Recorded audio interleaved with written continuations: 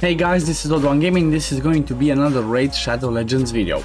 So today's video is going to be about something really fun that I have found out while testing lots of teams, you know, for the sake of content as usual.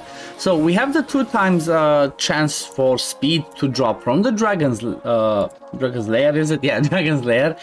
And you know, while playing around with some different dungeon teams for this one, I found out something that was really fun, and that is a 4-man team that can do actually a pretty decent job on stage 25, and they can do it pretty fast. Like I don't know, for a 4-man team I feel like it's pretty fast, you know.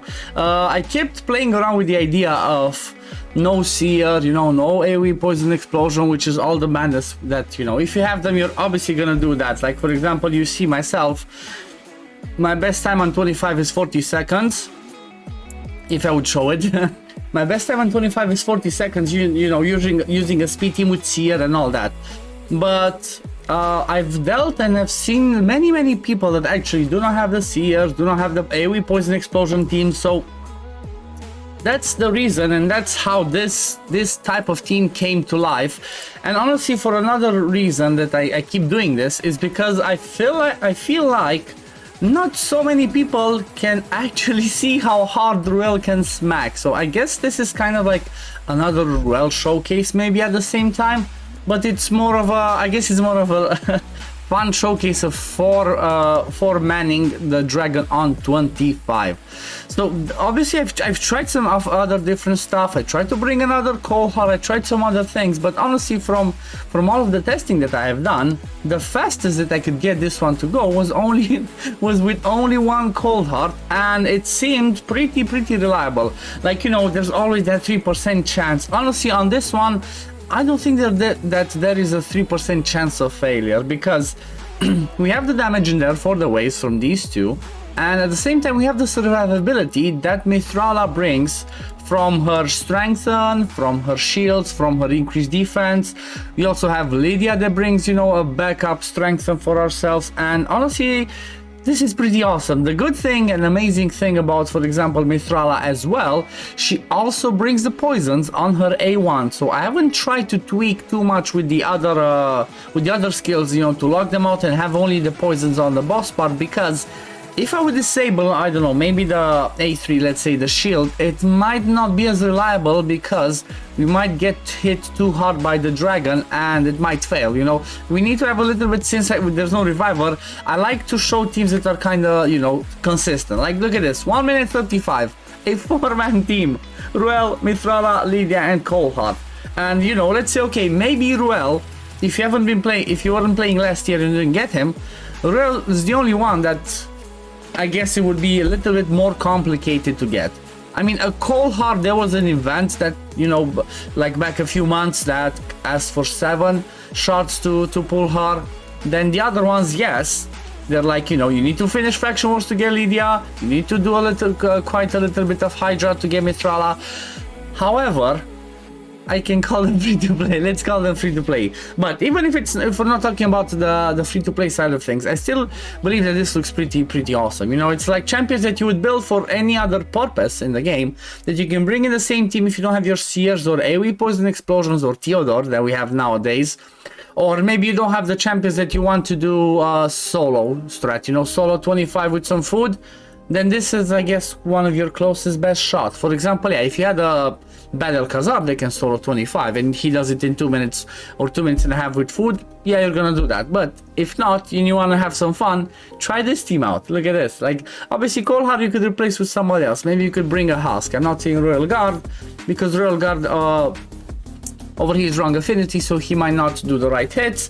It's the same Coldheart, for example, the same Coldheart that I use for the sake of Spider is the same Lydia that I use for the sake of Hydra and Doom Tower Heart, the same Mithrala that I use for the sake of Arena, and I guess only Ruel is kind of built for the sake of this, but he's nothing too, like, I don't know, he's nothing too crazy compared to like my Seer builds or my Chandra build. So he just has what, 6.9k attack, 234 crit damage. So let me show you the presets, then I'm gonna show you Then I'm gonna show you the builds that I had on them, just in case, you know, you want to see how far away you are from this, but this shouldn't be something too crazy. Dragon 25 isn't as difficult if you have these types of champions, you know? There's like, you can replace, obviously, everybody in this team is replaceable, you can do more control in there, but it's gonna get longer. With this team, with Ruel, I specifically use him because, again, he does insane damage. He's like the highest damage dealer after what's her name? After CS. So after CS come Arbiter, he does the highest damage on this A2 in the game. Like that's insane. Unless like something has changed, I haven't seen the last, you know, the last tier list or the damage charts. He still is like the number one with this one. But enough talking, let's look at the presets. So basically what I want to do with him, I want him to do the A2 on the first wave, then do not do anything else, and he just gets turns. As you saw, I'm not killing the first wave on purpose. I want people to rotate back, to get back to their abilities for the second wave. So that's why he does A2, then nothing else. On the second wave, I prioritize his A3, then his A2. The only reason why I prioritize this is so he gets the turn meter over here, because he doesn't have accuracy. But I want him to get a turn meter so he can come back before the waves have a turn, maybe to ruin us, and do the A2 again, because hopefully on the first wave what he's gonna do is gonna do the A2, and then he's gonna have an extra turn to the A1. Then after he does the A3 on the second wave, he comes back to his A2. Then on the boss part, I disable this because we don't need a hex and we don't need a turn meter. I'd rather he keeps doing the A1 and A2 because Mistrala is gonna be the one that does the hex. Mistrala, I have to open with the A2, then lock everything else. Just, you know, just do the A1s to clear up the first wave. Even if you get resisted on the hex, on the decreased defense, on the weaken, still with the A1s and everything else, we're gonna kill it and we're not going to die. That's a given. I tested it and that's the truth. Second one, I open with A1, then I do the A2, and then I put the A3. The reason why I do it like this is in case we get a hit, they will not have a turn up until Mistrala actually gets her third turn. So she starts with the A1, then the A2, and then the A3. So by doing this, she will put the shields and the strengthen just before they would go, in case they go and hit us. So we're gonna definitely be able to survive the hits. And that's why I put it specifically in this order and specifically to open with this one as well. And it doesn't bother that he's gonna get third meter because Mistrala is so fast for me that she's gonna come back again and do the A2 in case he don't land the hexes on everyone. And then on the boss part, I made her open with the A1 for the sake of some poisons, and then do the other, you know, do the other buffs and debuffs. I could even try and disable maybe this one or maybe even the A2, but you know, I would rather keep it like that and show something that's survivable than save like 3 seconds, 5 seconds, because I don't know. Maybe I could run it after I show the presets. I'm gonna run it again, and maybe on this part I just, let's say I disable, maybe I can disable this one and just keep the A2 and the A1, and we're gonna see how it goes. But yeah, these are her masteries. Then for Lydia, same thing, open with the A2, lock everything else for the first wave. Second wave, I lock the A3. Actually, this one, yeah, this one I only needed for the boss part once, for the sake of having that poison sensitivity, so that the poisons from Mistrala do more. So just open it once and then lock it, because she's gonna keep extending it with the A1. And then obviously she's gonna use the A2 or the A1, whichever she has. Second wave, same thing, A2 or A1, whichever she has. Obviously she's gonna prioritize this herself. Then Cold Heart, I made first wave, not use anything, just do the A1s in there to push a little bit the turn meter back and do a tiny bit of damage so that everybody can do the A1s and rotate through their skills to have them ready for the second wave. The second wave, I just locked the Heartseeker because I want to have the Heartseeker ready for when I get to the boss part. I also made her just open with the A1 for the sake of a little bit of turn meter manipulation. And then on the boss part, I just locked her A2 and then made her open with the A1 for the reason of I'm hoping to get Lydia to do the decreased defense and weaken before she goes with the Heartseeker. Even if she doesn't, we lose a little bit of damage, nothing too crazy. So let's run it again and see, does this actually work the way that now that I remove the A3, will it be faster with just having the poisons from Mistrala? I mean, at the end of the day, maybe I could even disable everything at the boss part. You know what? We're gonna do that even as well. This is the beauty of, you know, of this game. There's always so many ways and different ways of running your teams, your champions. It just requires lots of testing. I'm obviously actually going to test to see if she could actually just solo the boss part. So maybe I'm gonna disable the A2 and the A3 and just have Mithral keep doing A1 poisons on the boss part with the same build that I have on her for the sake of arena, and see if that actually works. In the meantime, while we are getting to the boss part, let me show you what other team that I've run for like people that maybe do not have Mithrala. I actually run the same team with Arbiter, and the time that I got was this one.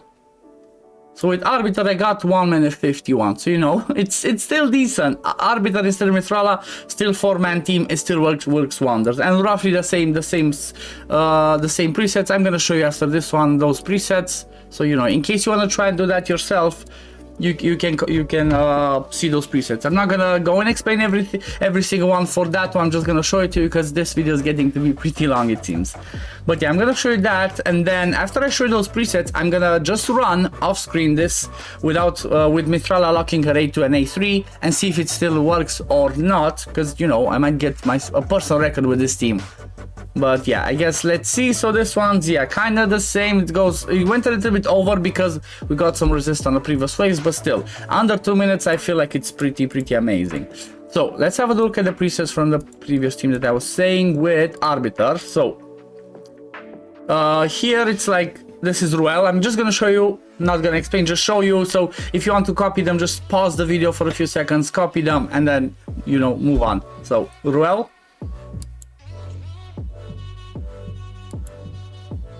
Okay, now let's look at Lydia. So first wave, round 2, round 3.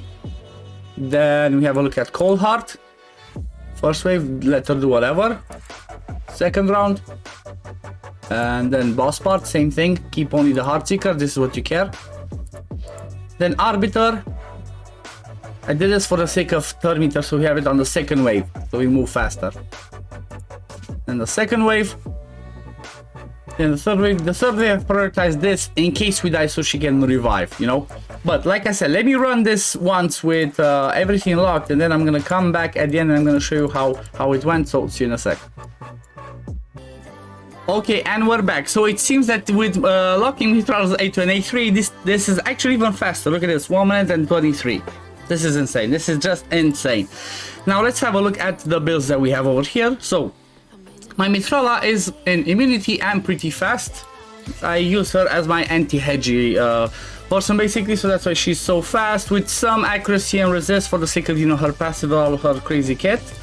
And these are her masteries. So like I said, this is nothing specific for dungeons. You could even imagine if you build that actually for dungeons and gave her some damage. You could even do some crazy damage there, and you could make it even faster.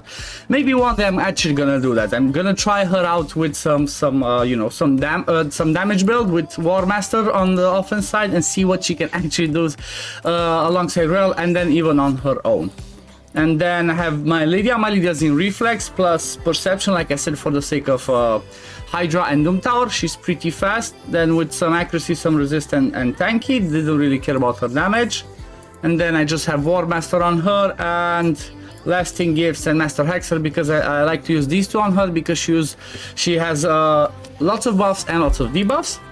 Then Ruel is straight up damage in here with War Master, and I even took this one, even though he barely lands his debuffs in there. But you know, I just took these masteries for when I built him before, and I gave him some accuracy to do, you know, the evil life I needed, and the Master Hexer to extend his debuffs.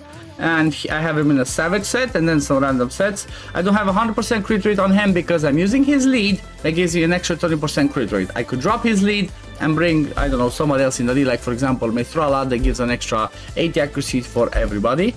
And you know, 6.9 key attack, 234 crit damage is not that insane because he has a high base attack.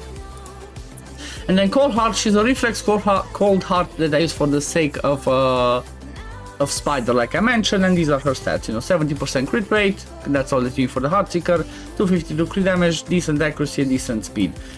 But yeah, there's definitely different ways that you can run this. There's definitely different things that you can test out. But I feel like, you know, it's really fun to keep testing all sorts of teams. Like I tried this, I tried that. I even tried this team that you see over here. I tried to use Magnar with Lydia, Arbiter, Husk, and Royal Guard, it didn't quite work because I didn't want to change all of their builds.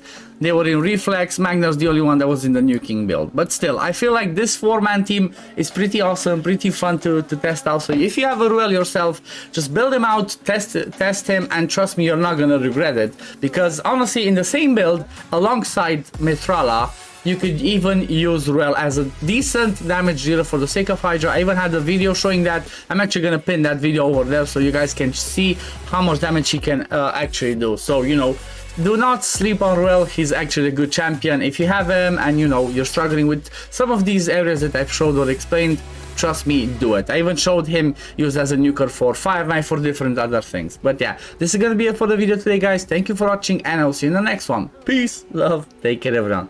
Bye, guys.